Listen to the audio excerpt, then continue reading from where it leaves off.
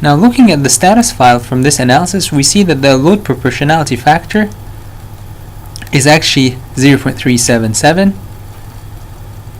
0.6, 0.7, and the maximum after 44 increments is 0.839, which means we have not reached the maximum critical stress of 1 MPa that we applied.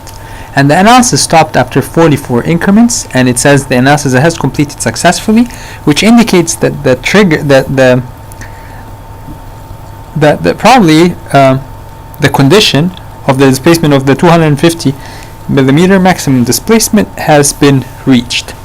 So let's look at the results. Open the ODB file, and let's look at the displaced shape. Indeed, the structure has buckled.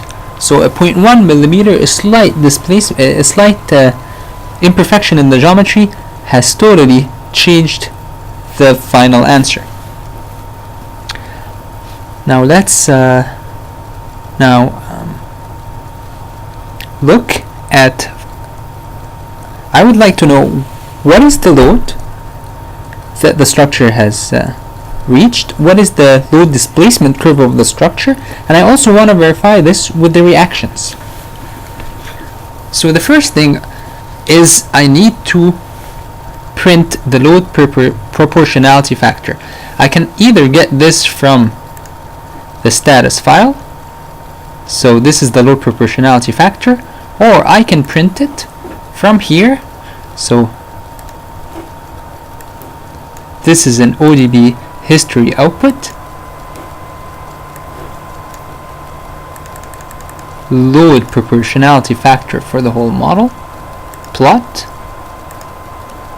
and you can see that the load was increasing, and then it's horizontal indicating buckling, and then it started increasing again.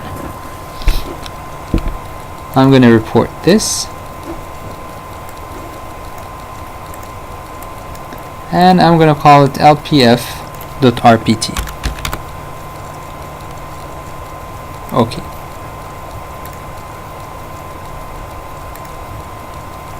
Or I'm going to I probably have it open already. So lpf.rpt, okay. Already exists, okay to overwrite, yes. The next thing I will want to print is the displacement of the structure.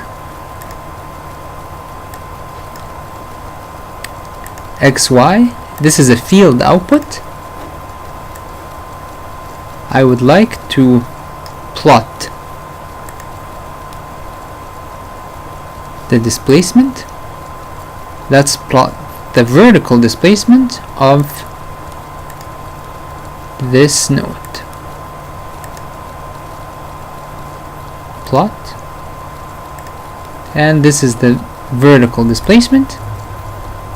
Report XY, this displacement, I'm going to call it, and just make sure that I don't have any other files with the same name. I'm going to call it displacement.rpt, DISP. Okay. Overwrite, yes. Then other thing is also I want to verify the reactions. So it's a field output. I would like to print the vertical reaction, and of course the vertical reactions are from the bottom nodes. So edit selection, these are the nodes that had vertical supports. Plot, so these are the reactions, and I'm going to write a report, and I'm going to call it, just pick the reactions, and I'm going to call it RF. Make sure I don't have any